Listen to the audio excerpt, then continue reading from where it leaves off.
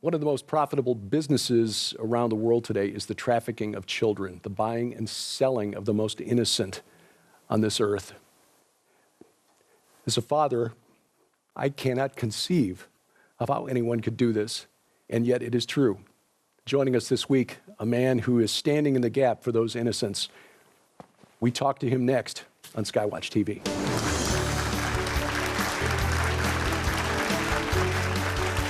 Welcome to SkyWatch TV. I'm Derek Gilbert, sitting in again this week for Joe Artis Horn as he recovers from what we pray is just a very 24-hour bug. But it is an honor to be here this week and an honor to be here with you. Before we get into this week's program, which will be a little more somber than the discussions we've had with our guests the last couple of weeks, I encourage you to download our free app, both mobile devices and for smart TVs. You'll find links at our website, actually, skywatchtv.com/app. And the reason I'm suggesting this is because this is a topic that has gotten us canceled from certain platforms 3 times in recent years. It's almost as though the powers that be don't want this topic brought to light. Our guest is the author of the book we've been discussing the past 2 weeks, Numbers That Prophesy, but this week we're going to talk about his true calling that he's been following for 30 years. He's the senior pastor of Open Door Church in Burleson, Texas, and a man who rescues children worldwide. We are honored to bring back to the program Troy Brewer. Troy, thank you, sir. Thank you very much. Thank you. One of the topics that got us canceled a couple of years back was the 6-part docuseries that you can get from SkyWatch TV. You can find it through our website, but also if you go to our app, there's a tab on the app that takes you to our streaming site. You can also stream this at Amazon, called Rescue Us, a 6-part series on the issue of children at risk. Joe Horn did a magnificent job with this, and I've seen him give presentations on this, and Joe gets emotional. He's a father of 5 children. I'm just blessed with the one daughter, but I am more proud of her than I am of anything else that I've done in this life. And I know Joe feels the same way about his daughters and his son. You've been rescuing children from around the world for 30 years. You mentioned you've got, 900 children who now have your last name because they asked you to be their father. How did you get into this, physically going and rescuing children from evil men, buying and selling them? Well, God was real smart not to tell me what I was signing up for, number one. Jehovah Sneaky showed up, and I played in a Christian rock band. I played in 1986 till 1992. I played in a Christian rock band, and I toured the world, and that's what I did. And I went to work for Word Records and for Myrrh Records, and I wrote thousands of songs. No, this is what I'm doing for the rest of my life. I'm going to play my guitar for King Jesus, and that's what I'm going to do. In the midst of that, I built up a bunch of relationships, and one of the relationships that I built up with was with Pat Robertson and the 700 Club, and their Operation Blessing feeds people. And so Leanna and I, we started dating in '86, the same year that I got saved. We just celebrated our 36th anniversary. Yeah, thank you very much. Yeah. She's so smitten with me. And I love that. And but we started feeding people together. And my favorite concerts and my favorite outreaches were ones where we fed people. And it turns out Pat Robertson trusted me with 36 18-wheelers of food and let me do a huge outreach for all of Dallas-Fort Worth. And I was like 22 years old then. And after that, he just said, hey, I'll give you as much food as you want. So I built a food bank. And it turned out I had a knack for building food banks. And we started seeing miracles happen and God doing incredible things. And then we had so much food, and I built so many relationships with food providers that I started building them with international food providers. And so we started taking food into trash dumps, into people all over in Central America, to Matamoros, Mexico. And one day I was in Costa Rica, Central America, and we were feeding people. And we had all this food, and I was a very young man. And this nice looking woman walked up to me, and she had these 2 beautiful little Nicaraguan refugee children around 9, 10 years old. And they were just little sticks, and they were unhealthy. And she was talking to me, and she's talking to me in Spanish. I'm catching like 1 out of every 20 words. And my translator said, do you know what she's asking you? And I said, no. I said, she wants to know if you want to buy these 2 little girls to abuse them today. And I was standing in a trash dump, and I'd never seen anything like that before. I'd never contemplated that whole scenario. And I looked at her like, is that for real? Are you asking me that? And she said, yeah. She said, you can make a movie. She started doing that. Oh, my. Okay, well, the first thing I wanted to do was run off like my head was on fire. Instantly, the Spirit of the Lord hit me, and I had a peace and a calm on me, and I thought, I got this. I went, yeah, I'll buy them. How much? And she said $60 a piece. I reached in my back pocket, and I had exactly $120, which is when God God shows up and everything changes, right? We talked about that in a previous show. I had exactly $120, and I was able to buy those two little girls for $120, take them by the hand, and these kids just kind of looked at me and walked them across and went and found my wife, and I said, look what I just bought. Wow. And we got these kids in the car, and they were starving. They were traumatized. We took them to go eat. We talked to them through the translator, and I said, do you know what the date is today? They went, no. And I said, today is the day that your life changes forever. And you're going to remember this day for the rest of your life, because this is the day that Jesus sent me here to come and get you. He's been watching you girls for a long time, and he loves you so much. Well, that was 30 years ago, and those girls are over 40 years old now, and those were the first two. And then after that, every time I was in a trash dump, I just became aware, and I went, there's one. There's one, there's one. And I know where a brothel is.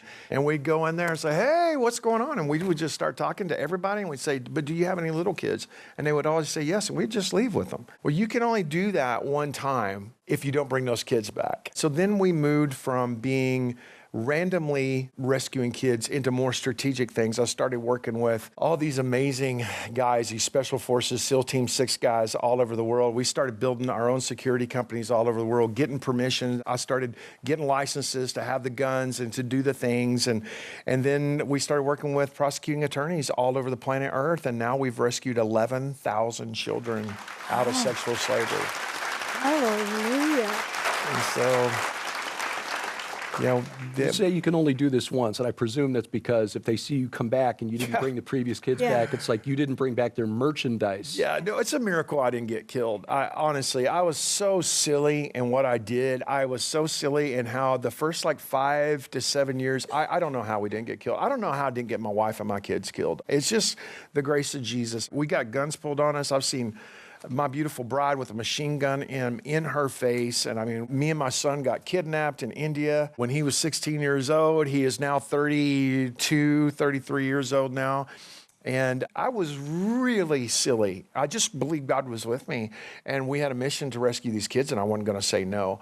Things started changing, and the Lord started giving us these nations. We started getting very strategic about how we got these children. And at the same time, not only were we rescuing them, we raised every single one of them. So we have over 4,000 children under our care right this second, and they're all rescued children. We raise them, and from the womb to the tomb, they become our family. We're in our second generation now, and those kids have become rescuers, and it's an amazing thing. It truly is. So who traffics these children? Are these the families or are these gangs? So it depends, but yeah, there's so many families that are involved. I was in Belize last week, and in Belize, it's the families. It's part of the ancient Mayan culture that when a little girl moves into her maturity and she has her first period, they sell her. And that tradition has been going on for thousands of years. And so it's like, well, we went through that, so that's what we do. And there's a big mess of witchcraft that you can imagine that is involved in it. And we've ran into this, and the worship of these other gods and the blood of children being involved in that, which sent me down this blurry trail because I started seeing the same practices in Africa were the same practices in Central America, were the same practices in South America, were the same, and their worship of gods in this sexual magic that involved children was the same all over the world, and it changed my life. But with that said, like last week in Belize, we rescued a 15-year-old little girl that has 3 kids. 15? Yes, she's 15 years old, and she has 3 children. And it's because she was sold at the age of 12, 13, and 14. And so if the body of Jesus does not jump into this fight, there's nobody else coming. Hollywood ain't going to do this. You know, the socialists of the world are not going to do this. The college campuses of the world are not going to do this. This is the role of the body of King Jesus to bring redemption, because we are redeemed. And we have to bring this kind of redemption. We have to jump in the fight now. Are you getting just a little bit angry in hearing what Troy is telling you? Because I know I am. Yeah. Especially when you look at the way our culture is portraying the body of Christ. Yes. You look at Margaret Atwood in The Handmaid's Tale and how that's been how that's been dramatized on television. This idea that we want to take over the world and then subjugate women, when in fact, Donna, you know this better than anybody with The Handmaid's Conspiracy, that Christianity and the followers of Christ actually liberate women, That's empower exactly women, Holy, Yeah. come on. and protect and women and protect children. women. Yeah, and of course, it's because we follow Jesus, and that's what Jesus does. Do you know that outside of the body of King Jesus, you cannot find an ancient culture on the planet Earth, whether it's the Babylonians, the Medes, the Persians, the Greeks, or the Romans, or whatever, that ever had a children's home, that ever had an old folks home, that ever even had a hospital, that ever served the hurting community, nowhere in the ancient world until the Christians showed up. I defy anybody watch. You show me an ancient structure where the Egyptians got together and they did something good for the benefit of the people. You show me the Babylonians, the Medes and the Persians. And see, I stay a little bit hacked off all the time. I like being hacked off. It's a good motivator for me. Limp-wristed Christianity doesn't work for me. Get in and do something. And what's real is the body of Jesus has been so faithful throughout the centuries to rescue children, to rescue women, and to see them saved in every way they can be saved. Yeah, one of the things that isn't well known, and I didn't discover this until doing research for my previous book, that the practice of sacrificing children to Molech, which was condemned by God as far back as the time of Moses. So we're talking 3,400 years ago, if you want to count. The practice of summoning spirits through necromancers or mediums is always connected to the worship of Molech, of sacrificing children to Molech. There was something connected with this contact with the spirit realm that always involved sacrificing children. But it wasn't just the Amorites, the Canaanites, the Phoenicians that did it. The Greeks did it. The Romans did it as well. The Egyptians did it. They all pointed fingers at each other, but they were all doing it. We get to a point where we think, well, you know, it's okay. I'll bring out the Ouija board and we'll just have a little fun with that, or we'll do a seance. What was this, the mean girl thing that's going on in Hollywood these days? Oh, they get together and they have this specialist come in and she tunes in their chakras and all this really witchy stuff. That makes me angry because these are the women and men, young men, that our children idolize. Right. And again, God, through Moses, said to the Israelites, don't you do this. That's right. And again, it's because it's connected to giving up children. Hey, we'll make more, but we need to find out what the gods have for us today. So we'll just sacrifice the child here. People are being groomed through those things. Yes. To be taken advantage of. The same as pornography. We do the same exact thing. Oh, it's cool. It's just part of our sexuality. It's part of being a man. It's part of being a woman today. It's grooming you the way that a filthy old goat would groom a child. It's telling you how to think. It's taking you down a rabbit trail. And let me tell you where it all ends. It always ends with the sexualization of children. Absolutely. That's does. where it always and part ends. of that, Again, if the body of Jesus does not jump into this and say, I'm not here to be nice, I'm here to be godly, and I'm here to bring the kingdom, if we do not jump into this and if we don't do this, there's nobody else coming. that's right. Well, and a common misconception is that this is just happening in third world countries. Oh. This isn't an American problem.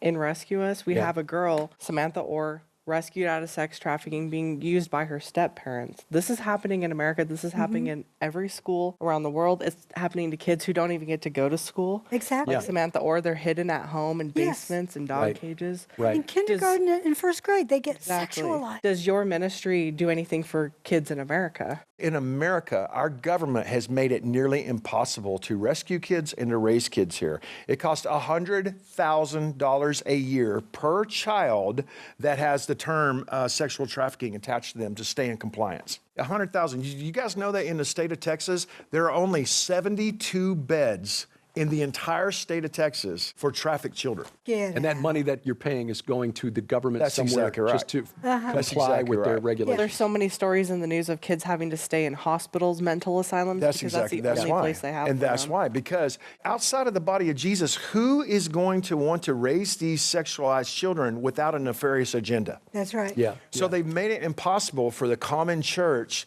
and for regular human beings to take in a ton of kids. And they made the compliance so difficult that these kids are not being rescued, because if they are rescued, they will have to be put into a jail or they'll have to be put into the foster care system. And I'm going to tell you, I could talk to you about that all day long and the kids that we've Nita rescued out of that. Yeah, Yeah. well, we're going to do that, and we're going to come back and talk with you, Nita, about this and the work at Whispering Ponies Ranch. But do you begin to understand why 350,000 children went missing, according to the Office of the Inspector General for the Department of Homeland Security, over the last 5 years of the American government? We'll be back in just a moment. I want to tell you how you can help support Whispering Ponies Ranch through SkyWatch TV and Troy Brewer, the author of the book Numbers That Prophesy. When we come back, we'll hear from Nita Horn and why we do what we do at SkyWatch TV. Ladies and gentlemen, you can support the ministry of SkyWatch TV in our continued efforts to share the gospel of Jesus Christ throughout the four corners of the world and receive your very own copy of this incredible masterpiece when you order the Numbers That Prophesy special offer. Not only does this incredible opportunity include Troy Brewer's new book, Numbers That Prophesy, Hearing God Through Historic Headlines and Numbers That Preach, but it also includes I Predict. This incredible masterpiece features some of the world's foremost authorities on Bible prophecy, powerful voices like Paul McGuire, Dr. Gordon MacDonald, Troy Anderson, Dr. Larry Spargimino, Derek and Sharon Gilbert, Dr. Thomas Horn, Joel Richardson, Mark Biltz, Carl Gallups, and more, each revealing what they believe lies just ahead in these final prophetic days on earth. But that's not all. While supplies last, this special offer also includes, in beautifully bound hardback, Joel Richardson's best-selling book, Sinai to Zion, the untold story of the triumphant return of Jesus. From blazing fire on Sinai to the return of the Messiah, this impeccable work reveals how the final Exodus is yet to come. Joel Richardson uncovers forgotten prophecies that show Jesus returning just as he came, in clouds, fire, trumpets, and glory. This is the return of the King like you've never seen it presented before. Sold separately, these items hold a retail value of over $65. Yours now for your donation of only $45, which includes free shipping to all U.S. orders. So don't delay. You can support the ministry of SkyWatch TV and help us continue spreading the gospel of Jesus Christ right now by scanning the QR code on your screen, using the camera app on your phone for instant access to this special opportunity. You can also visit us at skywatchtvstore.com or call 1-844-750-4985 and ask for the Numbers That Prophesy special offer now.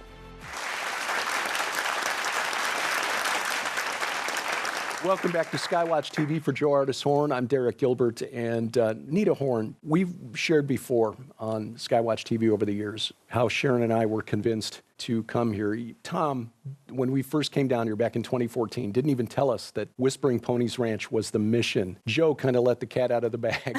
He assumed we knew. When he described what was planned, Sharon and I were like, we're on board, we're on board. What is it that drew you to this work at Whispering Ponies Ranch and trying to reach broken children? Just the witnessing of what this ministry can do for these kids, to redirect these kids from a life that they are thrown into and they are told this is what your life is going to be. There isn't any hope for these kids. They're abused. They don't have a say-so in what they do, where they go, how they get there, what they own. They have no choice in the matter, period. But what we do is we may not be able to pull them out of these situations because they're still young and underneath these wards of the state. But what we can do is provide alternative, futuristic perspectives and a godly-based rescue. So they can see that there are adults who don't want anything more from them than to show them the love of Jesus. They're not there to buy them, to abuse them, to mistreat them. And it starts with those little ponies. It starts with everything from the moment they get off that bus.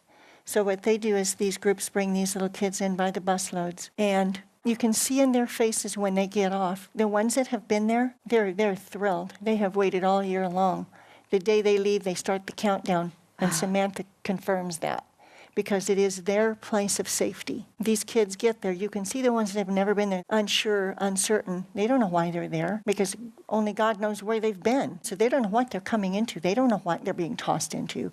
But by the end of the week, when they have met Jesus Christ through all of the curriculum that the groups use, so it's not just the horses and the animals and what we do as Whispering Ponies staff. It's what the groups bring with them when they come. And these kids are taught while they are there that there is a hope. There's a better future for you. You may be subject to this to some degree now, but you have a choice. You can make your life different by the choices you make from today forward. And we're seeing that. I'm so sorry that he can't be here because this is the heartbeat. Yes. Of SkyWatch and Joe and our family. I will add for the audience member who has not heard this story yet, to take a very long story and truncate it very small. When you and Dad's house burnt down, you were walking through the rubble the next day, and it was literally the smoke of the ashes. And you were walking around praying and looking very clearly the way any of us would. Oh my gosh, what now? You heard a bus of kids screaming, help me. And you looked up and there is nothing on the highway, right? I did. And then you thought, okay, my imagination, not sure what that was. I just had a lapse in judgment, whatever, and it happened again. I say once, yay, I say twice, right? So another bus that wasn't really there of kids screaming, help me, running across the highway. And it's in this moment, you didn't have the entire ministry planned out yet, but it's in this moment that you realized, I have a calling on my life. It involves children. As he pulls out of the ashes, beauty from ashes, and WPR came out of that moment, among many others. The day the house burned down, Tom and I were standing there. And as the man and the provider, he was heartbroken because he felt bad for me. And he said to me, I promise that I will rebuild this for you. And I looked at him and I said, I want to see what is the beauty out of these ashes that God will bring. And it was shortly after that that we were able to buy land. And that's the beginning of all of it. And so I feel like what God allowed to happen caused us to focus. I'm not sure how to even say that. It's a whole lot to try to put in a 30-minute deal. But I will tell you that, yes, I did hear those kids screaming in the very first camp that we ran. When those children stepped off the bus, there was no voices. They're not screaming, rescue me, help me, save me. But when they stepped off that bus, I could hear the screams in their heart. I could still hear those screaming kids in their from their hearts and on their faces. And what was wonderful about that first week is that we began to see over that first week, there were little kids that they showed up all nervous and unsure. And by the end of the week, they were scaling across the grounds like little children. They were playing, they were doing water fights. They were little children with no thoughts of anything malevolent. They had begun to learn to trust people again. And you could see that the spiritual aspect is unbelievable. James, he's running our camera, but he's seen it in their faces. He drives one of our pony carts. Len has seen it. I mean, there are people here that have seen these kids. They arrive on a Monday and they leave a different person. And that person who's left, even if they go back to where they were at, they have that future. They have something now to build on and to wish for and to dream for, and they have the maker of it. They believe in Jesus Christ. You know what I mean? Mm-hmm. Those puppet shows, everything reiterates on all of those things.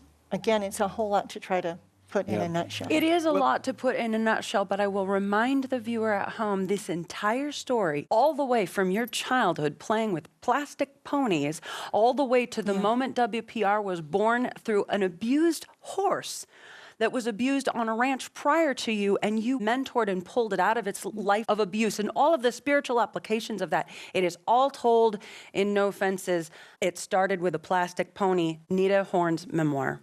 Brittany, you reached a really good point in that the children who come to Whispering Ponies Ranch are in the foster care system. And I think we naively think that because they're in the system, they're protected. Mm-hmm. And don't get me wrong, many of the foster parents working in the system are doing wonderful work and truly deserve every bit of help that they get. But it's also statistically true that children in the system are at much greater risk for being trafficked, ending up on drugs, or addicted to alcohol, or in prostitution, or in pornography, or in gangs, or just early death. The children that you rescue from places around the world, they're not coming from the system. They're looking at a very, very bleak future. How long does it take for them to realize that my life is not to be sold to men every day or multiple times per day? How often, how do you break through and let them know that, hey, that cycle has ended? You'd be shocked at how fast they tend to bounce back, at how fast they tend to respond to a family atmosphere.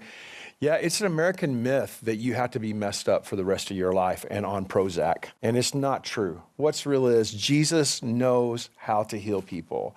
And he has actually encoded us with a fight to want to be healed. It's a recent development that we don't want to be healed.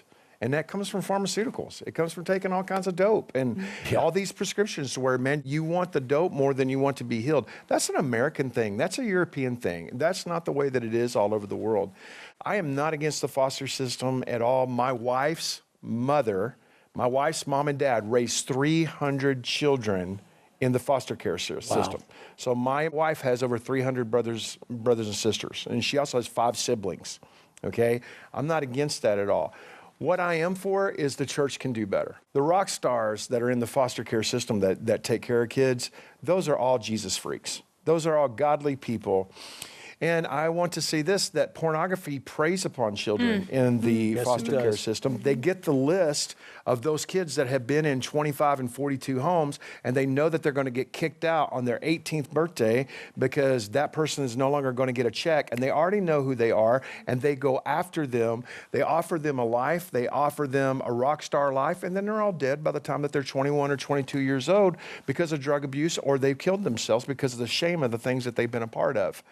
The body of Jesus can do better, and I think that it's time for us to do that. Well, and to that end, I think I want to end on this, some good news, because not everybody is called to go into trash dumps in dangerous parts of the world and engage with dangerous men with automatic weapons to try to purchase children. So how can we partner with what you are doing to make a difference? Well, if you want to partner specifically with me, you can just look up my name and just look up troybrewer.com and stand with me. But I want to say something a whole lot more generic that belongs to all of our ministries that are in this fight, and it's this. We all need to rescue rescuers. The body of Jesus has got to support the people that are actually doing the stuff. I get a lot of credit for a lot of things that I do not deserve because I find the rescuers. And I find the people that they have 2 or 3 churches supporting them at $20 a month, and then I show up, and once I build a relationship with them, I say, it's Christmas. If we took it from here to there, what would that be? And they always know. And instead of me controlling those people, I become their advocate on this side of the world, and I fight their battles. And then I would just say this, we must rescue the rescuers throughout the world. Amen to that. And we need to remember the words of Jesus, who said that it would be better for him if a millstone were hung around his neck and he were cast into the sea. That's right. And he should cause one of these little ones to sin. It's why we do what we do with SkyWatch TV. It's why Nita does what she does, she and her team at Whispering Ponies Ranch. It's why Troy does what he does. If we can break this cycle of abuse and sin that the enemy uses to destroy future generations like ripples on an evil pond, you can rescue a child. Sure can. From where you are today. Troy, thank you for joining us here today. It's been an honor. What an honor. Thank you, sir. Ladies and gentlemen, what do you think?